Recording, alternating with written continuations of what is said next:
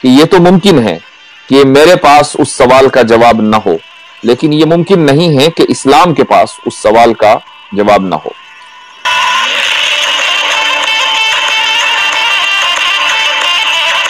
Even اللہ نے شیطان کو نکال دیا اور اس کو طاقت دی کہ وہ جو ہے قیامت تک لوگوں کو گمراہ کرے، ان کو بھٹکائے۔ تو بھائی جب اللہ ہی نے شیطان کو اختیار دیا اور تم مان رہے ہو کہ شیطان کو اختیار دیا اللہ نے کہا کہ تو کبھی بھی میرے ایک بندے کو نہیں بھٹکا پائے گا، لیکن اس نے آدم علیہ السلام کو جا کر کے بھٹکا دیا، بہکا دیا۔ تاکہ اللہ نے آدم علیہ السلام کو شیطان سے نہیں بچایا۔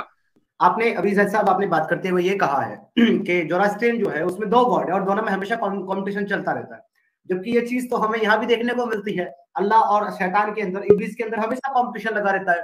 ایون اللہ نے شیطان کو نکال دیا اور اس کو طاقت دی کہ وہ جو ہے قیامت تک لوگوں کو گمراہ کرے، ان کو بھٹکائے، ان کو گمراہ کرے، اور وہ اس کام کو کرنے میں کامیاب بھی رہا۔ اللہ نے کہا کہ تو کبھی بھی میرے ایک بندے کو نہیں بھٹکا پائے گا، لیکن اس نے آدم علیہ السلام کو جا کر کے بھٹکا دیا، بہکا دیا۔ اس کا مطلب یہ آدم علیہ السلام نے ایک بندے نہیں تھے، یہ اللہ کی بات جو ہے وہ صحیح نہیں ہے۔ تاکہ اللہ نے آدم علیہ السلام کو شیطان سے نہیں بچایا، جبکہ شیطان سے اللہ تعالیٰ نے چیلنج کے طور پر یہ کہا تھا کہ شیطان نے اللہ سے یہ کہا تھا کہ میں تیرے بندوں کو گمراہ کروں گا سوائے تیرے مخلص بندوں کے، ان کو میں گمراہ نہیں کروں گا۔ لیکن شیطان نے آدم علیہ السلام کو گمراہ کیا تو اللہ تعالیٰ شیطان کو بچا نہیں سکا۔ یہ آدم علیہ السلام اللہ کے مخلص بندے نہیں تھے، اور اس کا کہنا تھا کہ اللہ اور شیطان میں مستقل مقابلہ چل رہا ہے۔ اللہ نے شیطان کو اختیار دیا، ساتھ میں اس نے بھی کہا کہ اللہ نے شیطان کو اختیار دیا کہ وہ لوگوں کو گمراہ کرے۔ تو بھائی جب اللہ ہی نے شیطان کو اختیار دیا اور تم مان رہے ہو کہ شیطان کو اختیار دیا اللہ نے، تو پھر اللہ اور شیطان کا مقابلہ کیسا؟ مقابلہ اس وقت ہوتا جب شیطان کے پاس یہ طاقت اور اتھارٹی خود ساختہ ہوتی، کہیں سے لی ہوئی نہ ہوتی، اللہ سے لی ہوئی نہ ہوتی۔ لیکن اگر اللہ ہی نے اس کو آتھورائز کیا اور اس کو اتنی طاقت دی ہے تو پھر اللہ اور شیطان کا مقابلہ کیا؟ چونکہ جو طاقت دے سکتا ہے وہ طاقت لے بھی سکتا ہے، وہ طاقت لے گا۔ اب آپ یہ دیکھیں کہ کیا واقعی حضرت آدم علیہ السلام کو گمراہ کیا؟ چونکہ یہ پورا آرگیومنٹ اس بات کے اوپر ڈیپینڈ کرتا ہے کہ ہم یہ مان لیں کہ آدم علیہ السلام کو گمراہ کیا گیا، جبکہ یہی چیز بنیادی طور پر غلط ہے۔ چونکہ گمراہ وہ ہے جو گمراہی پر رہے۔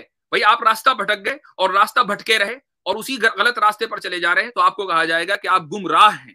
راہ کا مطلب راستہ اور گم کا مطلب جو راستہ بھول جائے، تو آپ راستہ گم کر چکے ہیں۔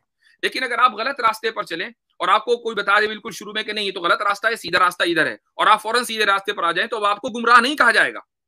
حضرت آدم علیہ السلام نے ایک تو یہ کہ جان بوجھ کر شیطان کی بات پر کان نہیں دھرے، یعنی انہوں نے جو کیا، جیسا کہ احادیث میں ملتا ہے اور جیسا کہ قرآن کی آیت سے سمجھ میں آتا ہے، وہ جان بوجھ کر نہیں کیا۔ گمراہ ہونے کے لیے جان بوجھ کر کوئی کام کرنا ضروری ہے۔ اللہ تعالیٰ تو فرماتا ہے فنسیہ، سورۃ طٰہٰ کی آیت ہے فنسیہ ولم نجد لہ عزما۔ آدم علیہ السلام بھول گئے تھے، ہم نے ان کے اندر ارادہ نہیں پایا، یعنی بغیر ارادے کے انہوں نے یہ کام کیا۔ تو جو آدمی بغیر ارادے کے کوئی کام کرے، اگر وہ غلط راستے پر بھی چلا جائے تو اس کو گمراہ نہیں کہا جاتا۔ یہ خود قرآن کریم کی شہادت ہے۔ لہٰذا یہ کہنا کہ حضرت آدم کو گمراہ کر دیا تھا، یہ ایک بچکانہ دلیل تھی۔